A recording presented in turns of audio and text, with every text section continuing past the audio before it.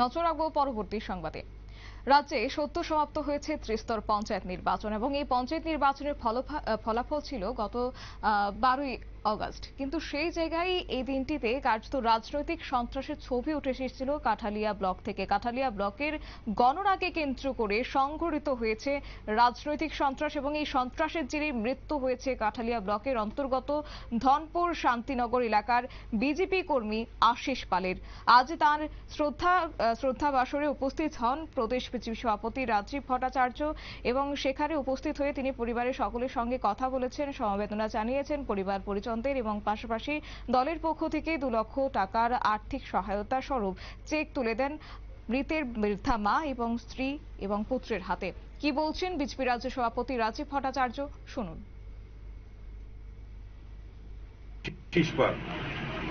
আমাদের এই ধনপুর বিধানসভায় পঞ্চায়েত নির্বাচনকে সামনে রেখে নির্বাচনের ফলাফল ঘোষণার দিন সিপিএম এর ঘাতক বাহিনী দ্বারা যেভাবে নৃশংসভাবে খুন হয়েছে, এটা আমাদের এই আশিস পালের যেই ধরনের নিষ্ঠাবান কার্যকর্তা, আমাদের দলের অপূরণীয় ক্ষতি হয়েছে এবং আমরা দল থেকে ওনার পরিবারকে 2 লক্ষ টাকার আর্থিক সহায়তা আমরা করেছি আজকে এবং মাননীয় মুখ্যমন্ত্রীর সঙ্গেও আমার ব্যক্তিগতভাবে কথা হয়েছে।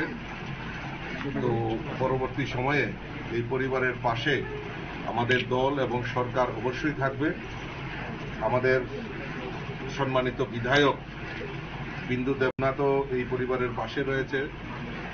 আমাদের দেবব্রত ভট্টাচার্য, যিনি আমাদের জেলা সভাপতি, এবং আমাদের যারা কার্যকর্তা বিশু দেবনাথ থেকে শুরু করে সকলেই, আমি এসে শুনলাম যে পরবর্তী সময়ে তারা এসে পরিবারের পাশে দাঁড়িয়েছে এবং আগামী দিন এই পরিবারের দায় দায়িত্ব এবং কিভাবে তাদেরকে রক্ষা করা যায় তার দায়িত্ব ভারতীয় জনতা পার্টি নেবে।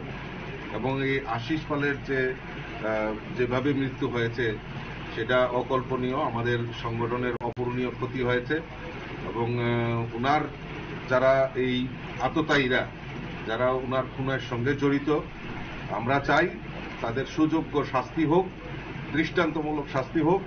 এবং এই কমিউনিস্ট ঘাতক বাহিনী যেভাবে এই ধনপুর বিধানসভাকে কুলুষিত করেছে, আমরা চাই এই হিংসা সমস্ত কিছু পরিত্রাণ করে সবাই শান্তির বাতাবরণ চায়, সুষ্ঠু বাতাবরণ চায়, সুষ্ঠু পরিবেশ চায়।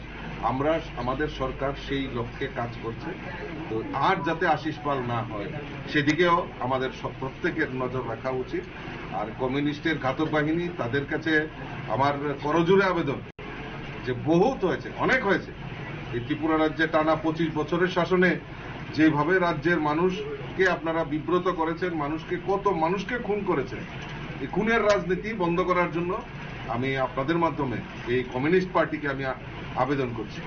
আজকে তৎসঙ্গে তাদের দূষর হয়েছে কংগ্রেস, যেই কংগ্রেসকে আমরা দেখেছি সিপিএম এর বিরোধিতা করতে, আজকে সেই কংগ্রেসীরা, কারণ এই 25 বছরের টানা শাসনে কংগ্রেসের বহু কর্মীও নিহত হয়েছেন, আহত হয়েছেন। আজকে কাদের স্বার্থে এই কমিউনিস্টের সঙ্গে দূষর হয়েছেন সেটাও একটা মানুষের কাছে প্রশ্নের ছিল। কাজে আর যাতে আশিস পাল না হয় আমি এই তাদের কাছে আহ্বান রাখবো। এবং আসুন সবাই মিলে, আমাদের সরকার যেভাবে কাজ করছে, কোভিড পরিস্থিতিতে দেখেছেন আপনারা যেভাবে কাজ করেছে, এখন বর্তমানে বন্যা পরিস্থিতি মোকাবেলা করার জন্য আমাদের রাজ্য সরকার বিভিন্ন পরিকল্পনা গ্রহণ করছে। তো আমরা চাই এই রাজ্যের শান্তির বাতাবরণ, প্রত্যেক মানুষের পাশে দাঁড়িয়ে মানুষকে সহায়তা করা। তো আমি এইটাই আপনাদের মাধ্যমে আবেদন করতে চাই।